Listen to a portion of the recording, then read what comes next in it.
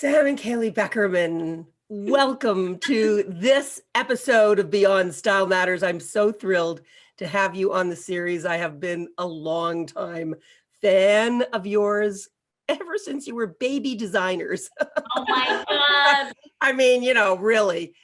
So I guess the big question is, how do you go from being designers who had quite a successful little career going for yourselves back in, I don't even know when that was. Was that the early 2005. Yeah, okay, 2005. Yeah. And then, what do you know? You became these powerful, beloved influencers. Tell me a little bit about that journey and how you went from sister designers to influencers. Well, it's been a really big journey. First of all, thanks for having us on your podcast. We love you Beyond. And happy birthday. Oh, thanks. Yeah. And yeah, it's been quite a journey for us. I think, even as kids, we actually always wanted to be fashion designers. And we actually always wanted to be you. It's true. It's true. You were a huge inspiration to us. We had your books. Oh, we had everything. We would come to all your events. And I remember even thinking, like, do we want to be fashion designers? Do we want to go to Ryerson to learn, radio? Like, how do we want to do this? Because blogging didn't even exist. Yeah, what's our path? What's our passion? And we went the design route because it came really natural to us, and we love clothes and we love designing. And so, we started along the path of doing design and moving to New York when we were 19 and living there for 10 years and going to FIT and creating a thesis together, and that won some awards. And then it landed in Holtz in a Japanese Tokyo store. And then we were in over 200 stores. And you came to all of our fashion shows. So thank you for always supporting us. They were such rockin' shows. I mean, you guys were really in your element. And, that's like swimming with the sharks. To be, as young as you were and, as really inexperienced at that point. It was a whole new business for you, a whole new world. And there you were in New York City, playing with some pretty heavy characters. I remember being like, that big show's happening and here we are. How are the editors and everyone going to run over, back-to-back shows, and always juggling that. But then at the same time, we were always creating our own videos and shooting our own lookbooks. And it was always our aesthetic. We were the stylists. We would load up the models, the hairstylists, our interns into a van and go out into the Adirondacks in the middle of the woods. I was the driver, and we'd stay 2 nights and shoot the lookbook and have our intern dress up in a bear costume and shoot So I think it was always, these ideas we were coming up with, these fresh ideas, these new ideas that were like, oh, I haven't seen that before. We were let's channel it into something, into a vision, and let's put it into clothes. Let's put it into a lookbook.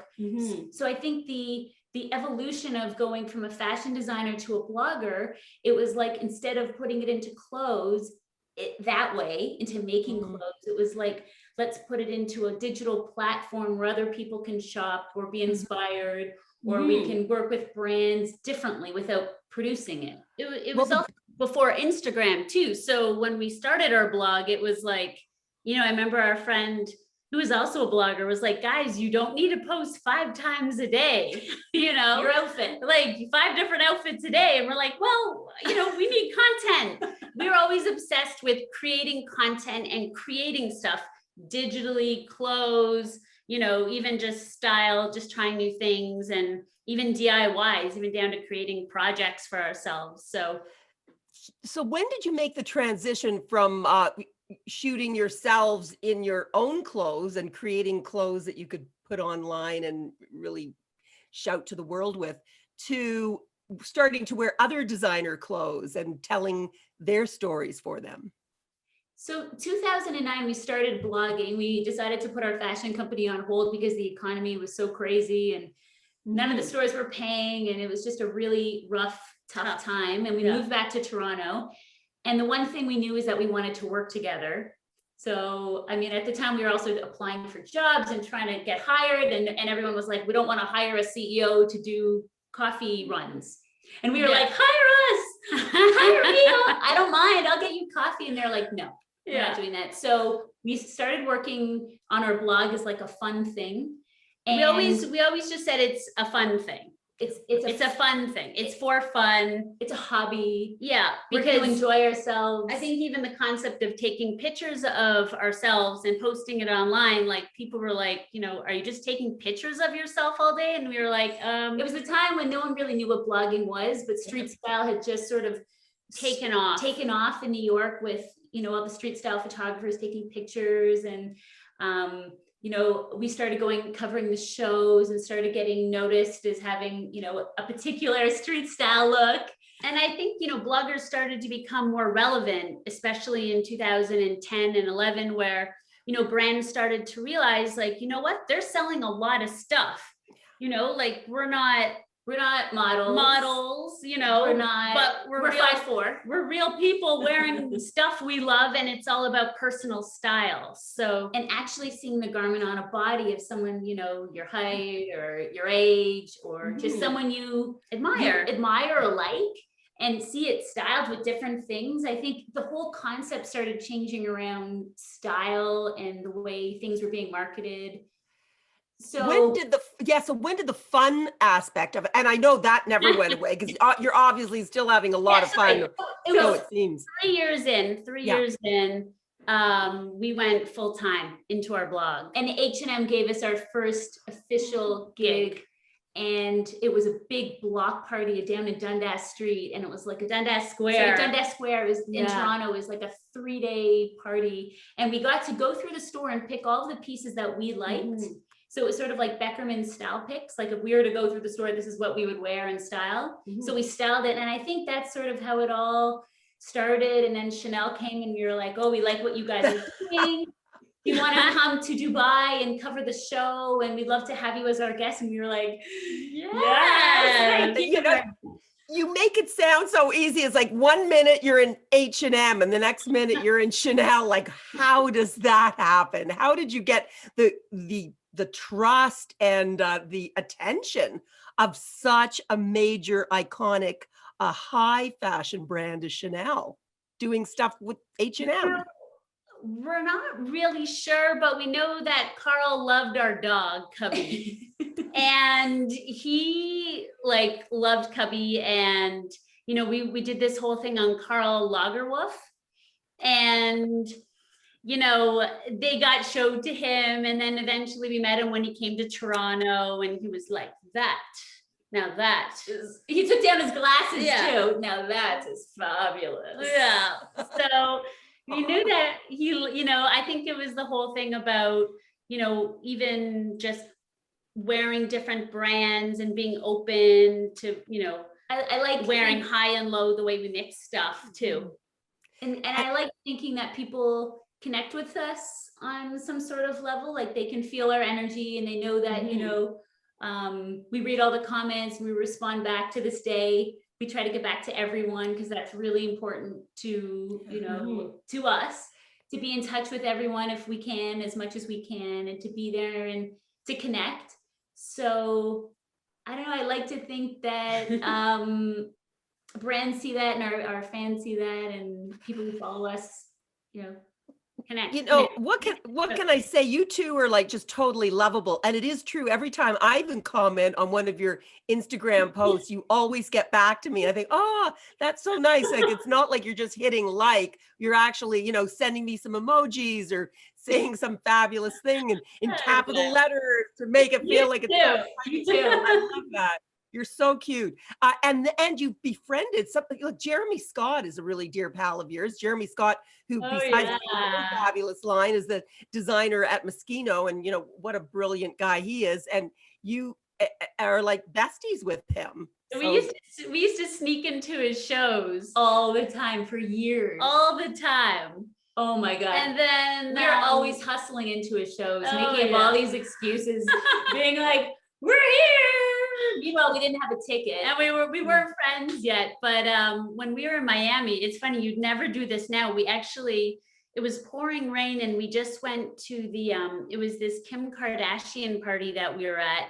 And she had the champagne bottle on her butt. It was that a cover. Paper magazine. Paper magazine. And you know, we were in Miami. We couldn't get a lift to his party because his was the big after party with the Barbie cars, is when he did the Barbie collection. And these girls were like, Beckerman's. It was pouring rain in Miami. And Are you going to the Machino party? Machino. And you're like, Machino, yes, we are. They're like, jump in.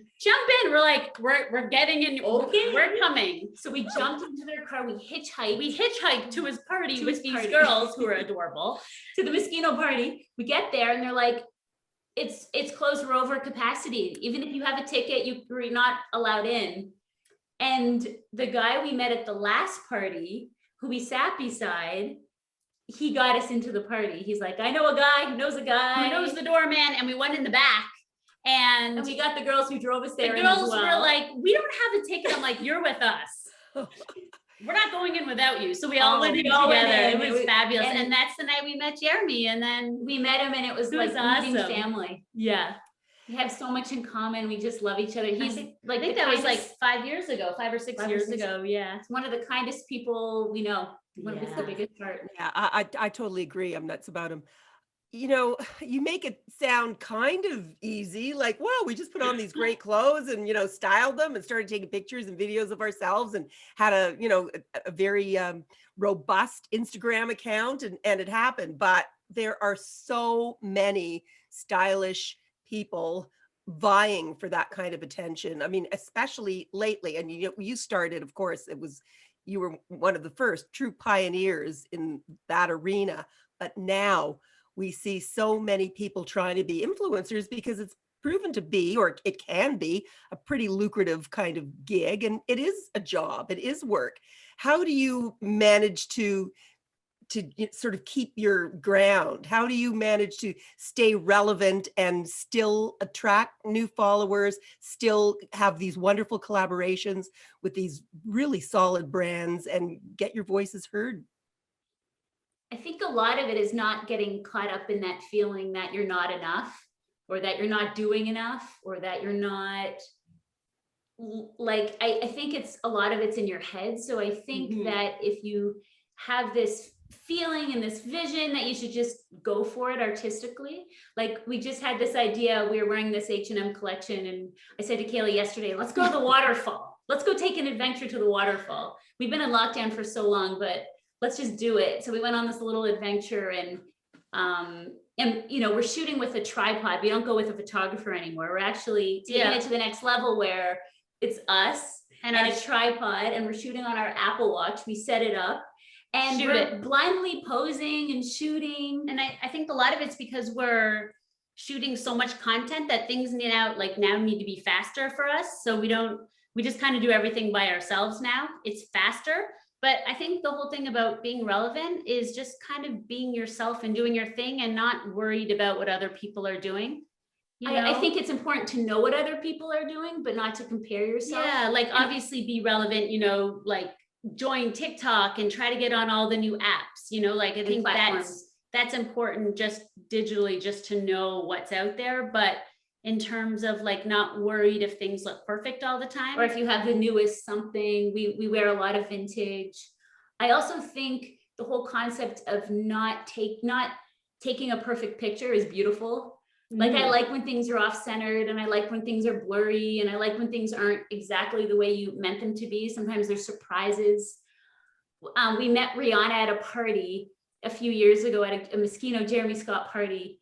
And when we met her, you know, she had been following us and it was she's the coolest, by the way. Yeah. She's like our style inspiration. And one of the coolest things she said to us that night was, girls, let's not take a normal picture. Let's just make art. Let's just make art.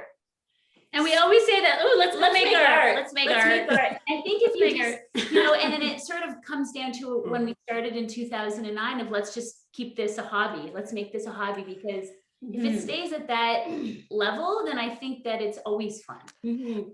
There is no question that you two are artists and always have been. Even your approach to fashion design was very much in that vein. And that's the world through which, you know, the lens through which you see the world.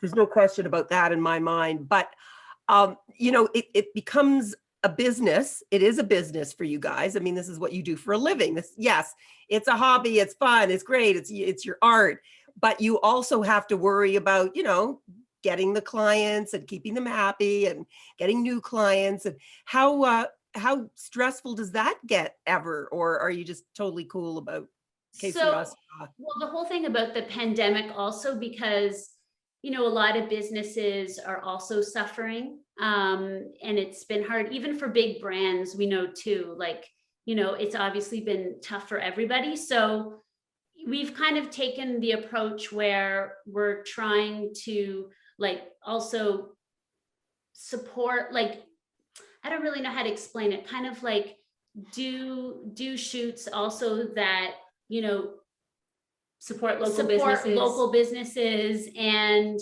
bigger brands. Like if sometimes, even if the budget isn't there, we feel like, that brand is our family. We want to work together. We will support them through this as well. And they'll support because they supported us when we needed help too. And when we were building our brand. So I think it's kind of like maybe like a family, kind of like, the brands we've been with for so long, we like to work with them and they like to work with us because we help each other out in situations. Or, we've also been wearing a ton of Canadian brands, which is so great for us, and trying to help support local businesses and stuff like this, especially during the pandemic. It's been really, I know, tough on everybody. So it's kind of just, one of those tricky times, navigating through it all. Yeah. One thing I said to you just before we started to record here was how impressed I am by how gorgeous you two look. I mean, you've always looked gorgeous, but you're growing into very sophisticated women that, and yeah, you obviously have fun with fashion and you don't take it all that seriously, which is one of the many things we love about you. But there's just something about your energy and your style that you really are, I hate to use the A word, but I'll use it, aging with aplomb. And I know that yeah, hey, hooray for all us gals who are, getting up there. We're We're 40. Younger than me. You're 40. Okay, so that must have felt like kind of a big one for you. Yeah. Were you ever worried that, okay, this might be the kind of thing that we are not going to be able to grow with? This might be the kind of thing that we'll just do for a few years and then bow out when we get to a certain age. So we're going on to year 12 with blogging. So it's really changed through the years. I feel like we've always been the same, but I feel like over the past, I would say like 3 or 4 years, we've really gotten into wellness. And I think there's been a lot of meditating. There's been a lot of, we got a little bit more into fitness and eating healthy.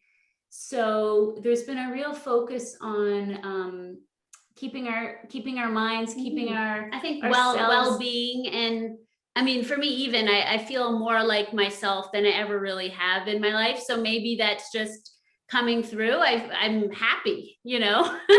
I feel happy. And, it's one of those things where me personally, and he was really been looking within and figuring out my limits and my boundaries, and just in terms of, what's either happening in the world and just what makes me happy in life. So I think it's just self-reflection and keeping family close and keeping healthy, and having, with the pandemic happening, really having a routine that, what makes you happy.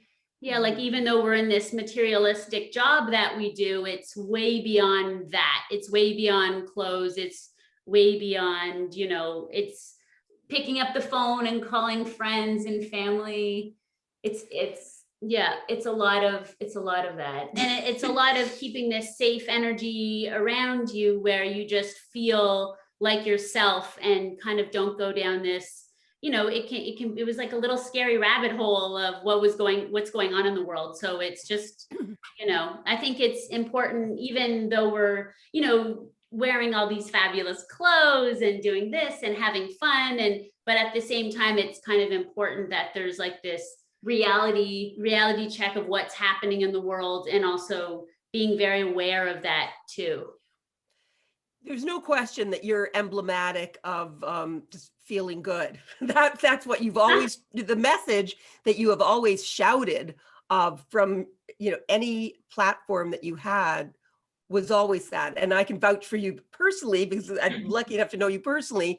You just emit such wonderful feel good vibes. So I know that people are really important to you. It's a means of communication. You just happen to find this whole influencer role, or maybe it found you and the magic really happened. So I see what you mean. And perhaps going forward, it may become less about sartorial style and more about, like you say, wellness and well-being and a mental state of mind, and a physical state, rather than just expressing yourself through fashion. I mean, would you agree with that? I would. Oh, Yeah, definitely. Like, I think So- that's why video content is so much more important now. And even like the way TikTok's taken off with all these funny viral videos, I think Yeah. just things that make you feel good and happy, that's what we're really drawn to. And I think that as going forward, that's kind of the next, that's the evolution of, even Instagram or just even, blogging. It's just kind of everyone kind of figuring out, I don't know if it's where they belong or what makes them feel good, or it's just, I think it's kind of even now going on Instagram and looking at stuff and, like we're all at home in our sweatpants, so like when you get dressed up, it's a real big deal now. So, Yeah. yeah. What do you see happening for influencers in general? I mean, if you can generalize about them, because they're all so different and all maybe have a different purpose and wave a different flag, but do you think that we are going to be looking to people to inspire us to the degree that you guys have inspired us and so many other influencers inspire us and sell to us? Yeah, I think there's like, even what you're doing with your podcast, I feel like that's the next evolution of Instagrammers, like having their own podcast. Mhm. And Getting to know getting to people. know people on like a deeper level. And I think style and all that, oh yeah, it matters 100%. Everyone loves fashion, I feel like everything's gonna come back with a bang. yeah, I just feel like it's taken a little back step because of the pandemic, even with fashion weeks. But I think, and it's also given athleisure wear and sweats and A comeback- workout gear a a big big comeback and face masks. But I feel like everything's gonna come back eventually with like, everyone's going to get tired of it eventually. And then we'll just all be vacuuming in heels again. yeah, Again. Yeah, well, a lot of people are speculating that, it'll be like with the Roaring 20s exactly. a century ago. I do feel like Fashion Week has evolved on another level though, with everything Mm. digital. I feel like that really worked. And for a lot of brands, and it was really easy. They probably spent a lot less money, or maybe even more money. I'm not really sure about the money, but I just feel like the way everyone could tune in at the same time and report, I really love that. It wasn't like, running to get, seats and hoping you're sitting front row and all this pressure and all this, like, I can't make it to the next show. Or not being invited to something. There was none of that. There was none of It was that like energy that you were like, that fashion energy that you don't like. energy that, that it wasn't missing. It was everyone's invited. This is the time we start. Come join us if you want to see the show. Yeah. No, listen, I'm with you to some degree. I see everything you're saying, Yeah. but I have to say, nothing to me will ever replace the feeling that you get, at a live runway show. And, you guys, you two have staged some incredible shows yourself when you were designers in New York, staging those crazy, they were like parties, those great runway shows. So, there is that too. I mean, we're just 100%. We agree. 100%. everything is so digital. It's gonna come back. This was just a little bump in the road. I thought the videos were interesting that designers were creating. And I thought the short films, and I liked it all. I liked. Well, as influencers, I can see too, and as the bloggers and as the people that really mastermind this wonderful Instagram account that people follow so closely, I can see how all that production and all that creativity would really inspire you, on a creative, artistic level. So yeah, it's great to be able to feed off that and to see what other people are doing and to be faced with a problem and find a way to get around it. But, so, okay, we still do call you influencers, I guess, right? You still call yourselves that. So if I had to ask you, what would you hope your legacy as influencers would be? Like, what would you hope that the strongest point that you make would be in terms of influencing people? What is it? Wow, that's pretty good. I mean, I would definitely say to spread joy and positivity and kindness. I mean, I know for us, Sam and I are trying to also do like a lot of charity work and to give back. That's been a huge part, like a huge important part of what we tried to do during 2020. And yeah, I would say just to spread love and positivity. I think that's just the main thing through fashion, through something we've always loved, and that we love being creative, and we love, it just gives us so much, like we're so passionate about it. I love getting dressed up, and I know a lot of people do. So it makes it fun. And I think maybe being our authentic selves, and hopefully other people will feel the same way, that they can live their authentic, wholesome life and feel that and enjoy life like that. Yeah. And as identical twins, I mean, it's so wonderful because you are so on the same wavelength, in so many ways. And that synergy has really helped give birth to this wonderful, solid, very focused style of expression. And that's been so wonderful too. Do you think you could have done, I know it's also speculative, but what you do as individuals, or was the fact that you were working on this together? I know the workload, in a sense, might have been lightened to some degree because you are identical twins, and you could, if one was under the weather, the other one could just step in. I mean, how beneficial has that been for? Well, it's funny because it's interesting because even over the years, Sam and I never dressed the same, and then growing up, and then these last few years, we've actually have worn so many twinsy outfits, and now we just love to twin it up. Now just doggy walking, we're wearing the same thing, and everything different colors. Yeah. And we have so many of the same things now in different colors and different things. We have double everything, and I couldn't imagine doing it without her. I mean, we sometimes post solo pictures, through the 12 years of blogging. I think I covered like 2 music festivals on my own. You covered a few music festivals, from like appendix out to like to being falling out sick, of the bathtub to breaking both my feet. Like sometimes one of us just can't show up. And on our own, it's not as much fun. Yeah, it's like, it's like, okay, that's fun, but together it's like fun, double your pleasure, double your fun. Okay. Yeah. So what would you say to some, person out there that might be an aspiring influencer? I mean, someone who would love to follow in your footsteps, although I'm sure you would encourage them to blaze their own trails, as I often do to anyone that says, I want your job, get your own job. But, if someone wanted to do like what you're doing, I mean, is it just a pipe dream, or can you think you could really do it? Yep. Take the pics and post them. That's it. Just start doing it. I mean, you got to start somewhere. I think that's the hardest part. You put up pictures and then you're judging yourself, and you're like, I could have done better. It should be better. And then you don't get the likes you like. And then it's like, there's this whole rabbit hole or whole thought process. And I think not to have any of that, just to put it up and be proud of your work. Yeah. And to do it again the next day. Yeah. I mean, it's funny because, a lot of people are like, oh, you have the easiest job in the world.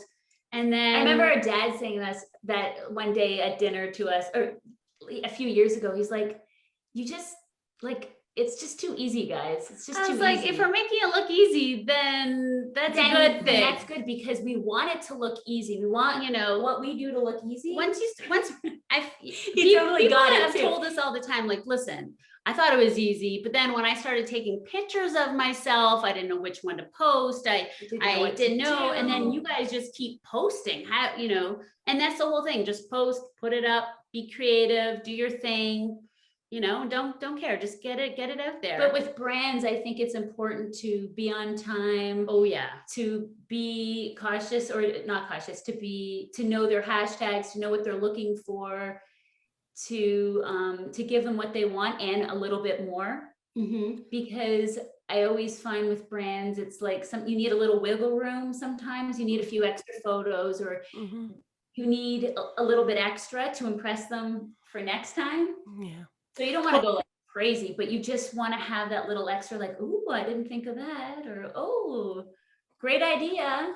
Well, your professionalism is just so impressive. And it's because, you are business people too. I mean, obviously artists, but, really in touch with that other side of yourselves. And probably because you ran your own business for a while in the fashion industry, you really understand what that, that kind of a business needs. You have created such an exquisite brand for yourselves. And I'm just so thankful for all the inspiration and joy that you bring us each and every day. Sam and Kaylee Beckerman, thank you so much for being on this episode of Beyond Style Matters. Thanks for having us. We love you. Oh, love you too. Love you. Mwah. Mwah.